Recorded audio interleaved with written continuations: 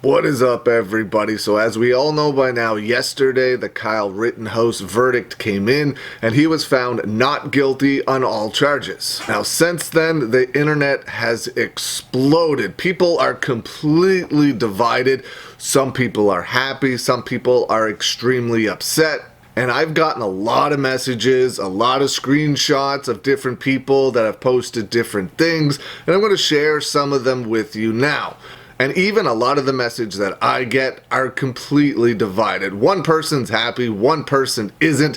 One person is very glad that he got off on self-defense, and another person is confused as to how a 17-year-old can walk around the streets with a gun and have it be okay. So I'm going to read you some of the screenshots and some of the things I have seen from Twitter and Instagram, some of the things people have sent me of more popular people that are way more popular than me, and share their opinions with you, and I would like to know what you think of these people's opinions as well.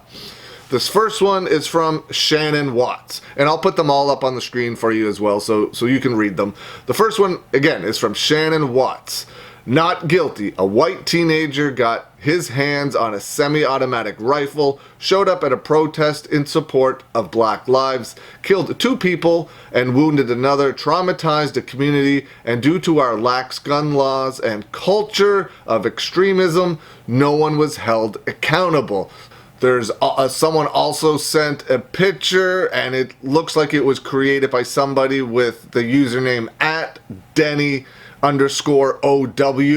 And as you can see the picture there on the screen now, bragging about it at a bar, and he's happy, and talking about it in court, and he's breaking down, crying. Harry Goldstein states, bringing a gun to a protest and saying you're there to assist police is like if I brought a scalpel to a hospital and said I'm there to assist doctors. You definitely should not let me in or condone my actions. It's not legal, it's not my job, and I could hurt someone.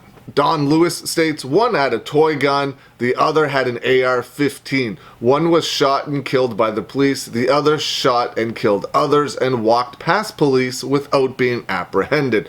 One remains dead, the other is being hailed by some as a hero. One is black, the other is white. Kenneth Ray McCann, who is a combat veteran, states, just a perspective. If you arrive armed to a place where violence is happening, prepared for violence, and you engage in violence, there is no self-defense.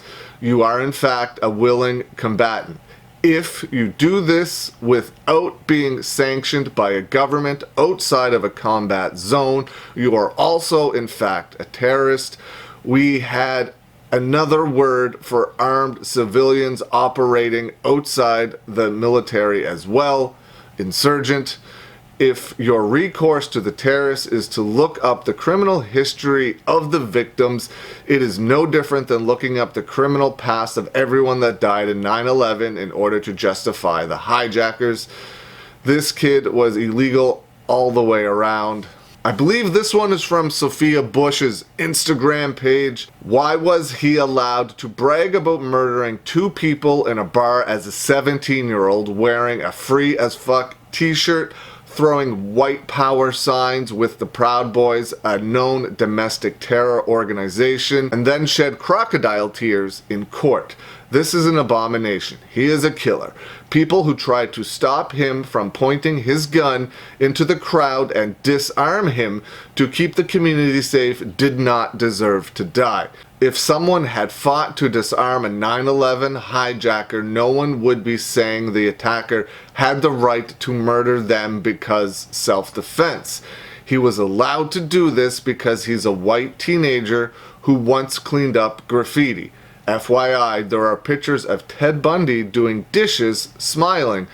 So enough with those pathetic arguments. Remember Tamar Rice? He was a black teenager playing with a toy gun in the park and was executed by the cops because they thought his gun was real. He wasn't brandishing it into a crowd of terrified people. Those facts matter. It's heartbreaking and enraging and just exhausting. Allowing armed vigilantism, which follows a disturbing pattern of white gunmen Targeting communities of color to continue unchecked and without consequence must end. Victims and survivors deserve accountability. Now this one is Jerome Buting, who was Stephen Avery's lawyer in the first season of Making a Murderer. If you see that, he was one of two of Stephen Avery's original trial attorneys in the Teresa Halbach murder case.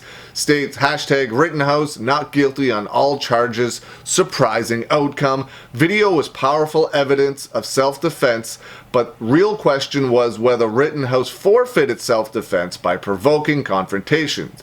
That was more open to interpretation, but the jury decided he did not under these facts. Next person to bring an AR-15 to a protest may not be so lucky.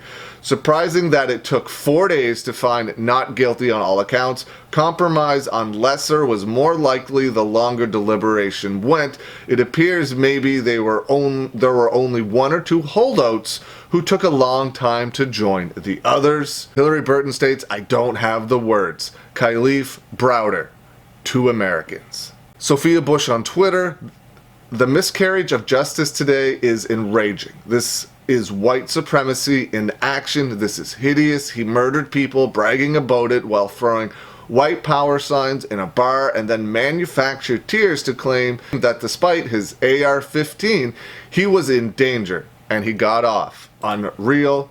Colin Kaepernick called Kyle Rittenhouse a white supremacist and says we need to abolish the system. Now, I don't know who made this one, but it's a meme that's going around everywhere, and I'll put it up for you. Kyle Rittenhouse is in a juvenile detention for murder at 17, while Kalief Browder went to Rikers Island at 16 for 3.5 years for stealing a backpack, and he was innocent. Nicole Arbor on Instagram and Twitter states, the media thinks black people are stupid. They think if they rattle the cage and yell racism at every story or trial, related or unrelated to race, black people will explode like animals and they'll have more rage stories to cover, which makes them more money. Hashtag on to you.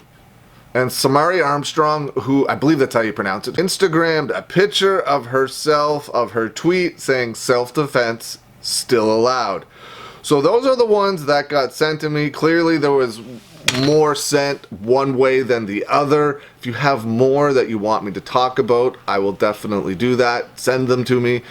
But what do you think? What do you think of the outcome? What do you think of the rage that's happening because of this case? I mean, it's completely divided all across America and probably all across the world. I want to know your thoughts in the comments below. Were you happy with the decision? Are you upset with the decision? Again, let me know what you think. Drop some comments below, and I hope you're all having a great day.